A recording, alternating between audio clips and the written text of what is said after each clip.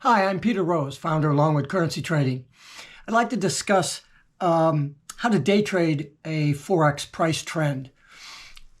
First of all, what's a trend? Well, we all know what a trend is, but I look at them in two categories of trend. One is a fast trend, and the other is what I call a measured trend. And I'm going to be talking about measured trends today, as opposed to a fast trend. A fast trend is where you see price, the slope of the line, right? As the price goes up, that slope is steep.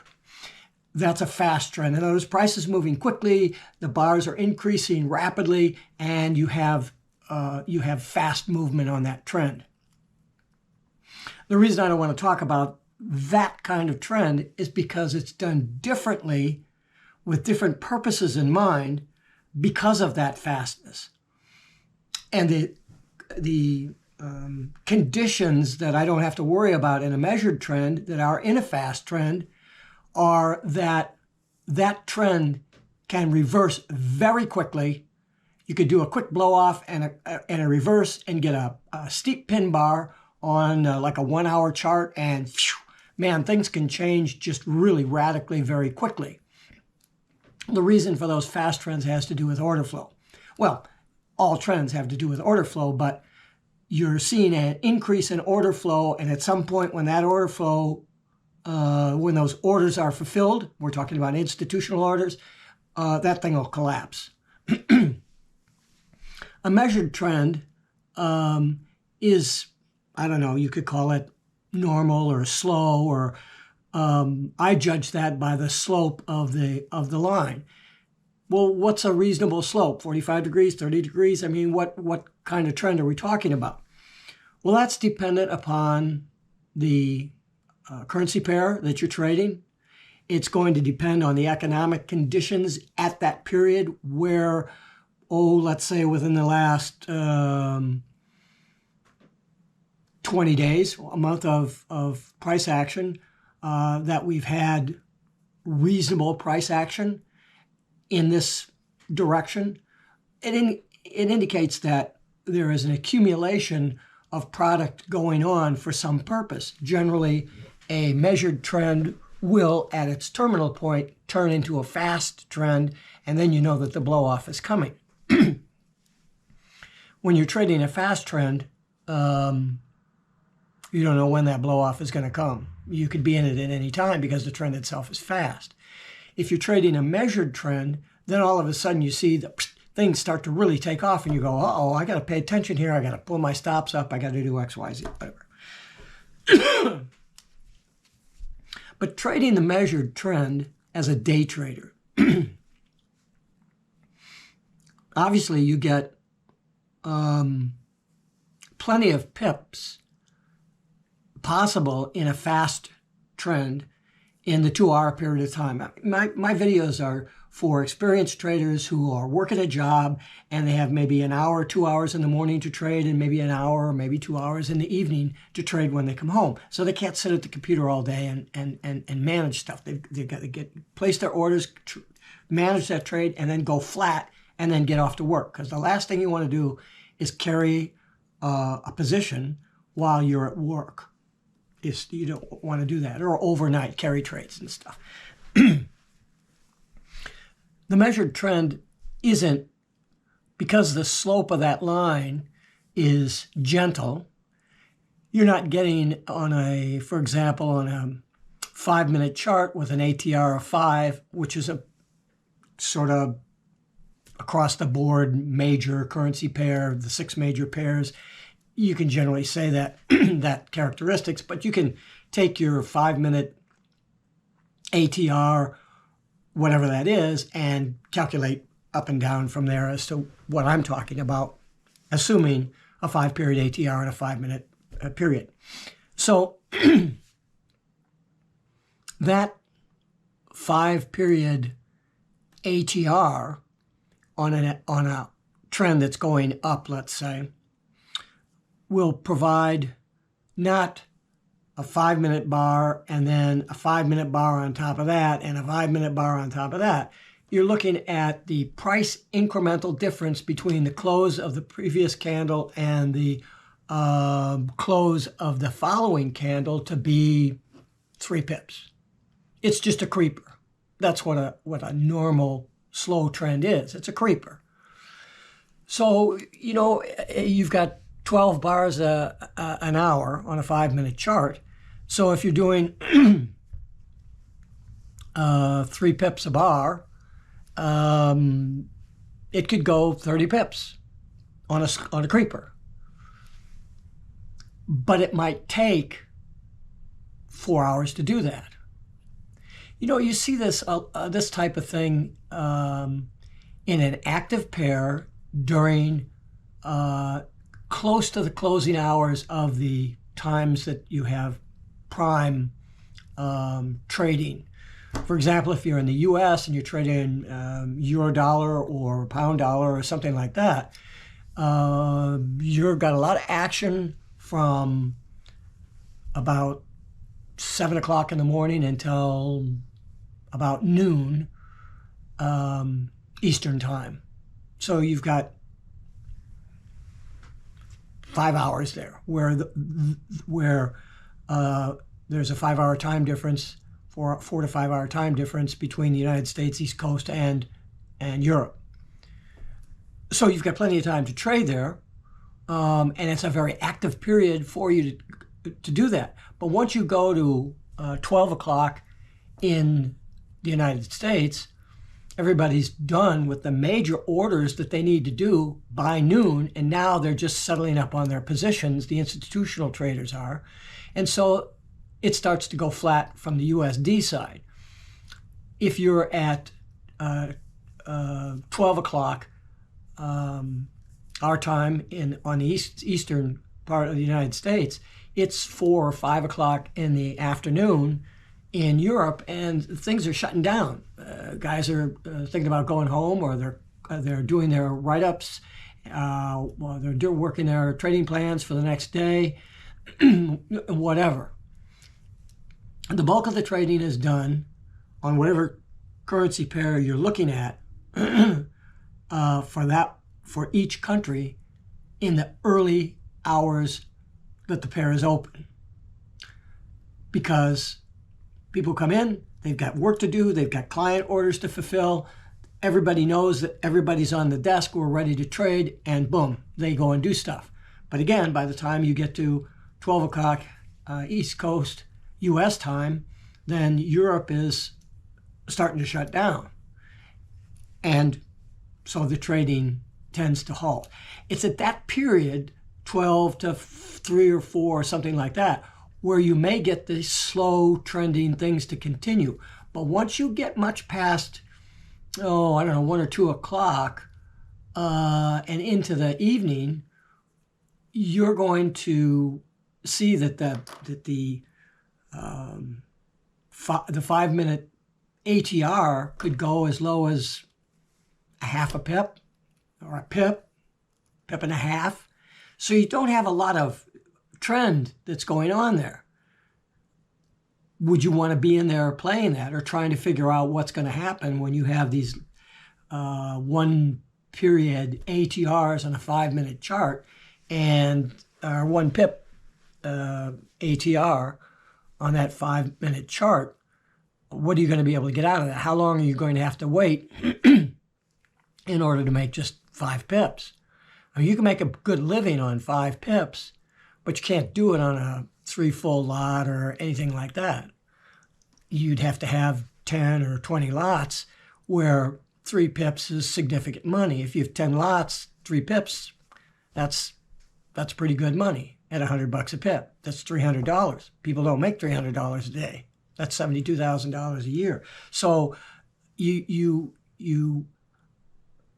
you're trading with a lot of scale, then you don't have any issues in trading, whether it's a measured trend or whether it's a really slow sleeper, because you could pick up fairly solid probabilistic opportunity of picking up a couple of pips in a very short period of time.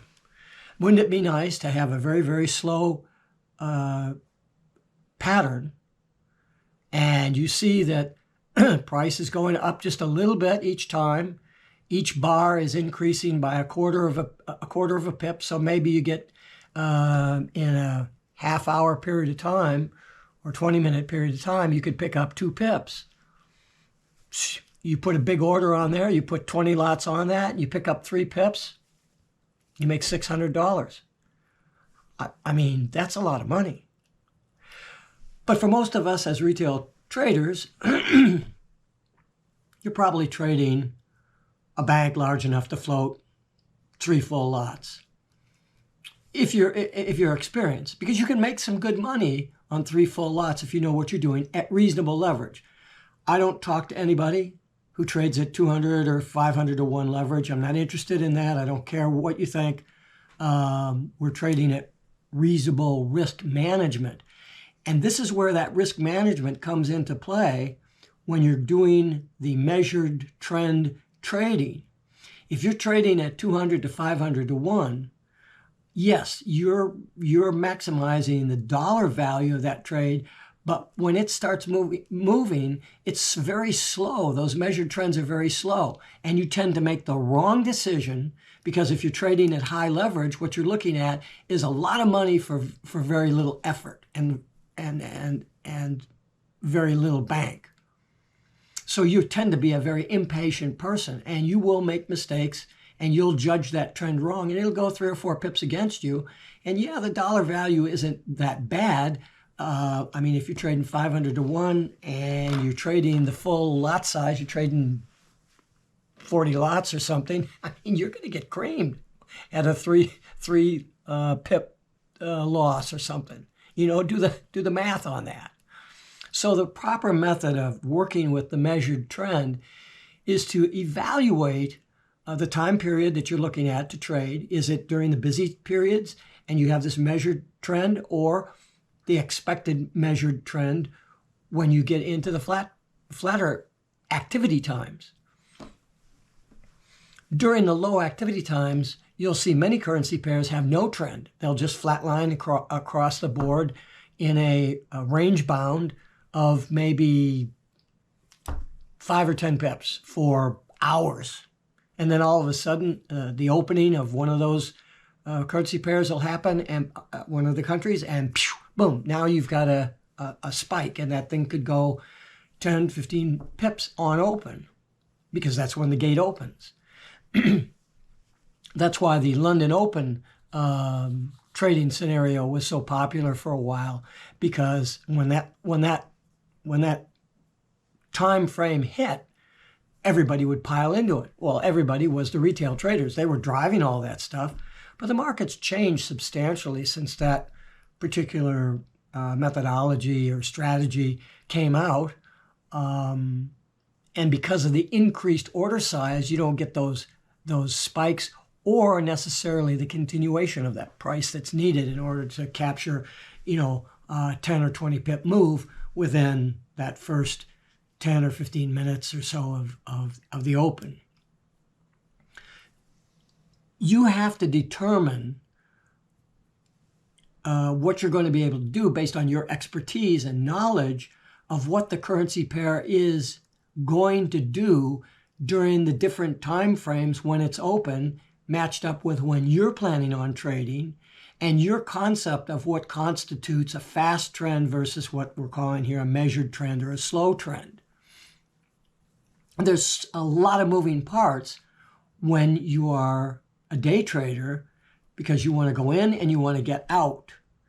The trends are trend following systems, and they work great in commodities and stocks and all the rest of the stuff, but not so much in Forex, because the trends in the other financial vehicles are created based on the economic reasons why those vehicles exist.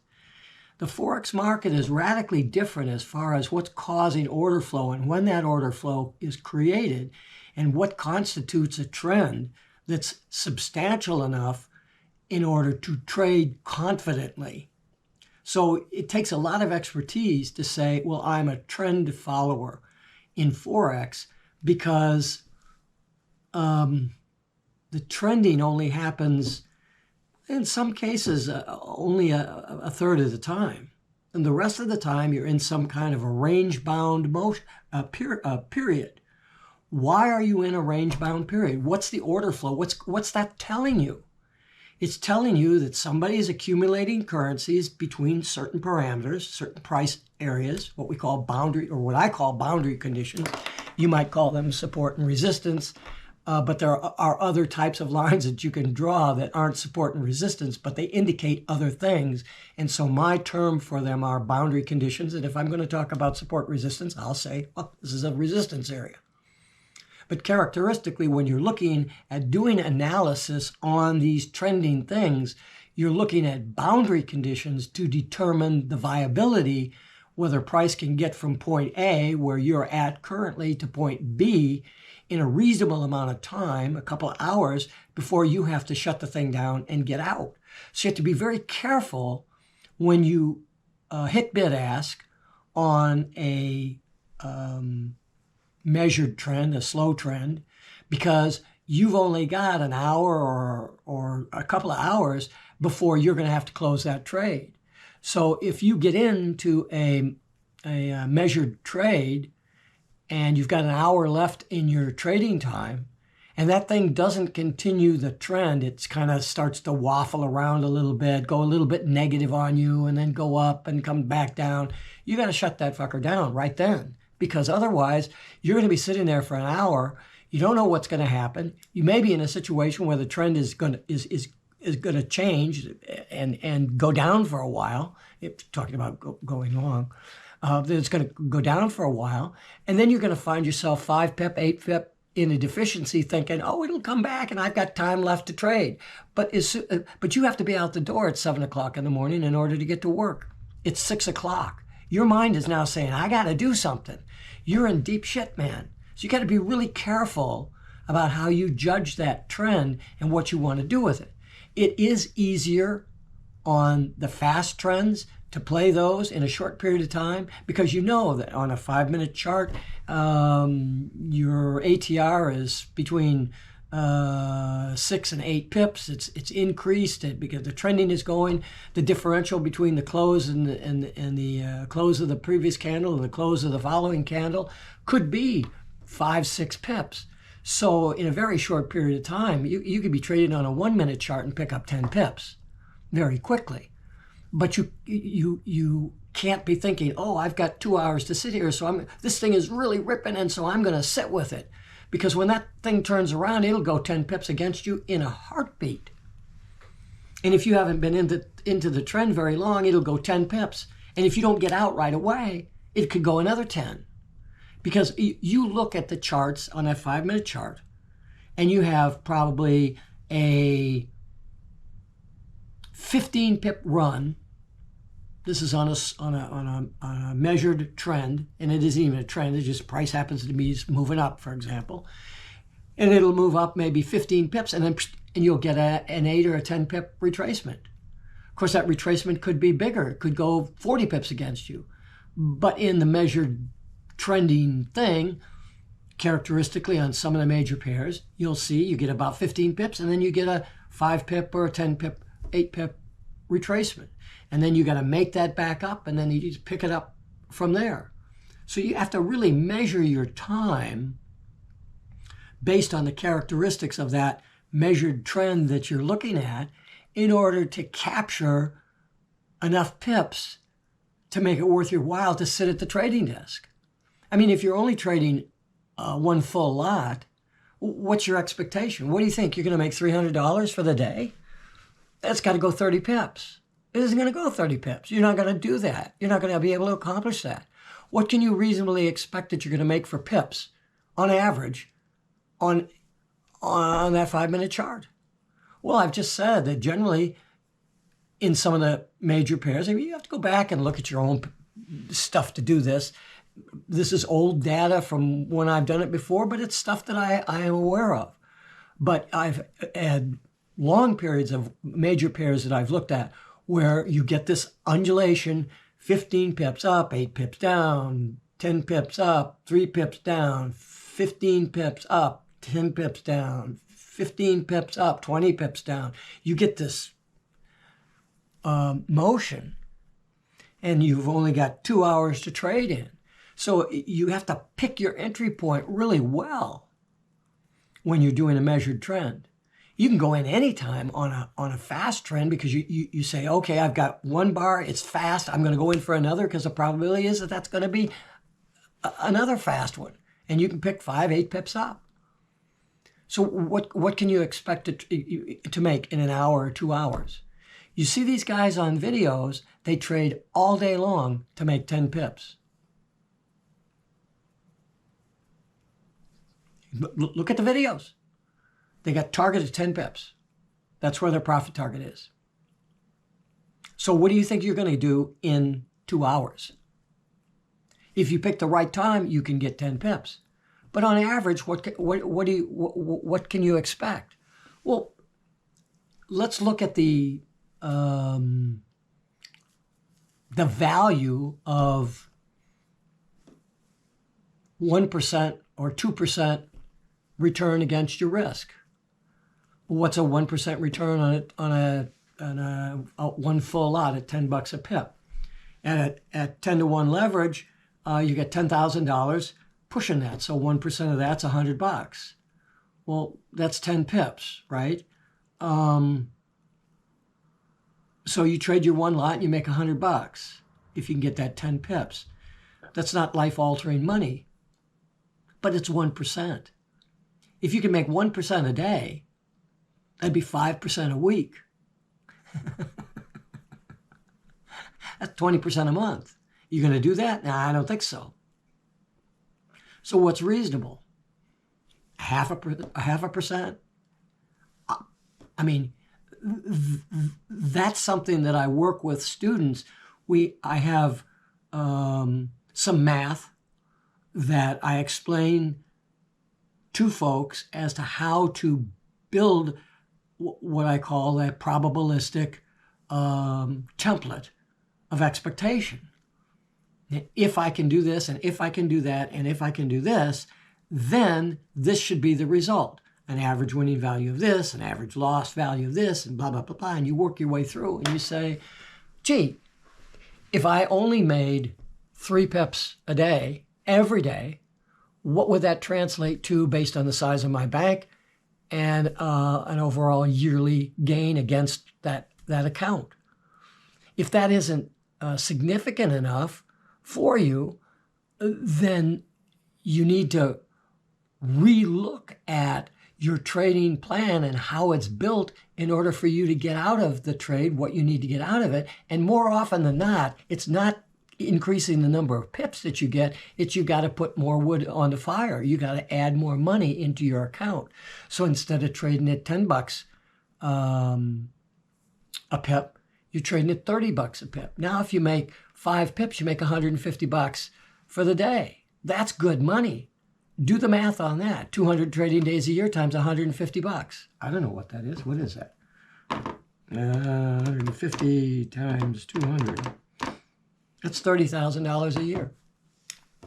Well, what size bank do you need in order to be able to do that? And will you get $150 a day on average? Well, probably not, because you've got slippage and you're gonna do something stupid and you're gonna take a 50 pip hit.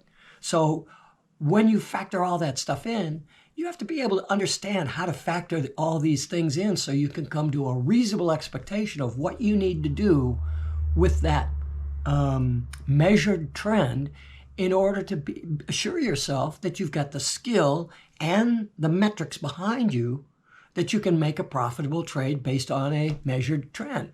Otherwise, you're going to have to wait for fast trends in a range-bound, like a 50-pip range-bound channel.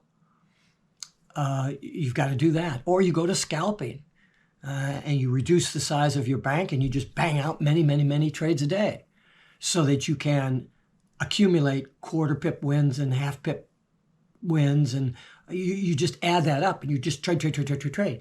But scalping is a skill that's an order of magnitude different than and complicated than being a day trader. Being a day trader is pretty simple. Being a position trader is I think that's filled with hope for retail Forex traders. And that's why I talk about day trading, because then you can trade with confidence. You're going to sit down at the table, and in 2 hours, you're going to go flat, whether you have a win or whether you have a loss. You got to close that out, because if you don't close that losing trade out, when you come back, it'll be 5 times worse. I guarantee you.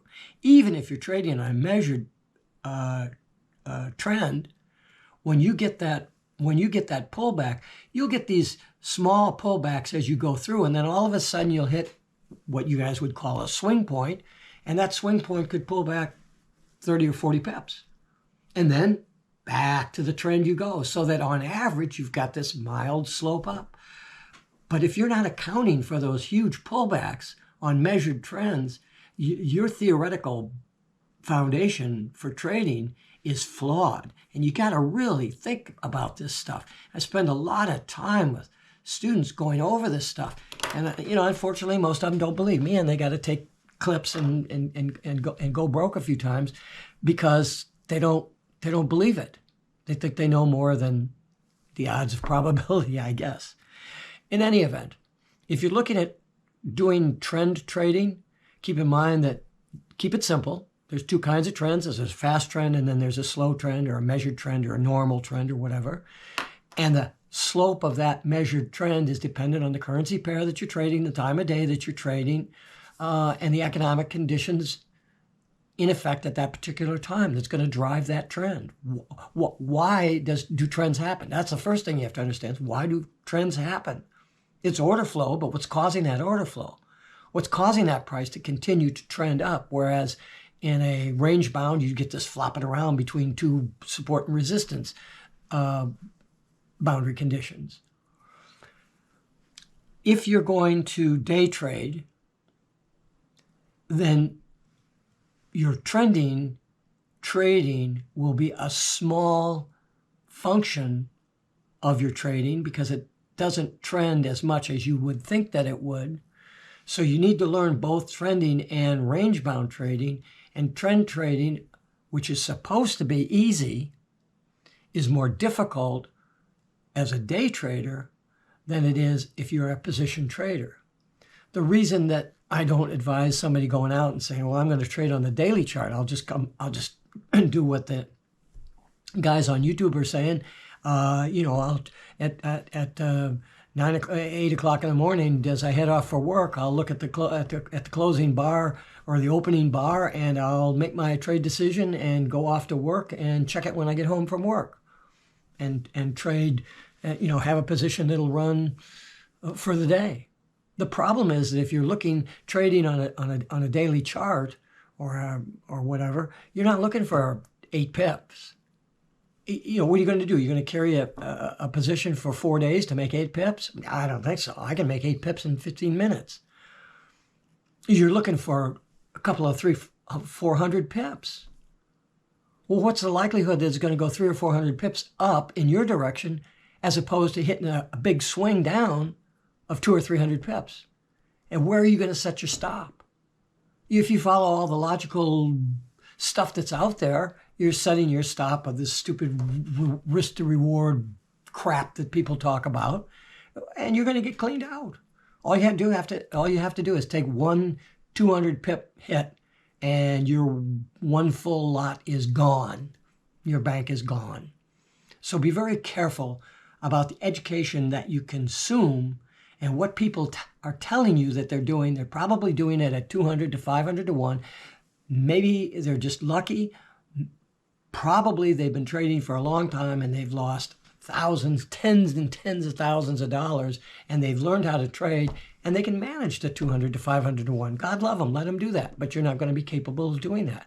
They can teach you how to do that, but you're not going to be able to replicate that because you can't teach that stuff. You have to learn it on your own. The stuff that I teach, you can learn and implement in just a few weeks, and it works because it's reasonable and it's done in a mathematically sound manner.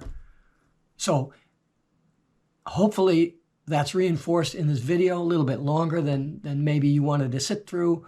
I hope you've sat through it. If you have, hey, just say in the comments for me, will you? And like the video and just say in the comments, hey, I stayed with you, because it's nice to know. I get emails from people and say, hey, I love your videos and I stay the course with them. It'd be nice to see that in the comments because it helps the channel too. So, and subscribe to the channel. If you've gone this far with me, all my videos are like this. So if you liked it, subscribe to the channel and throw me a comment and like, okay?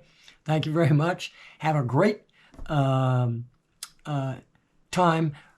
going back over this video and taking a look at what I've said about the differences in the two types of trends that we could look at as day traders and the parameters around them. If you have any questions at all, feel free to throw me an email. Maybe I can answer them real quickly for you. I have a course and consulting work that I do. It's not for everybody. I don't sell anything. If you communicate with me and you like what you see that I'm doing, I can talk to you about courses and all that stuff, but I never outreach and try to sell courses. And I'm retired. I don't really have time to work with more than a few people at a time because I like to spend a lot of hours working with folks and getting them up to speed in this simple methodology that I have in trading. So thank you for your time, and I appreciate it. Peter Rose, Longwood Currency Trading. Have a great day, and have a great trading day.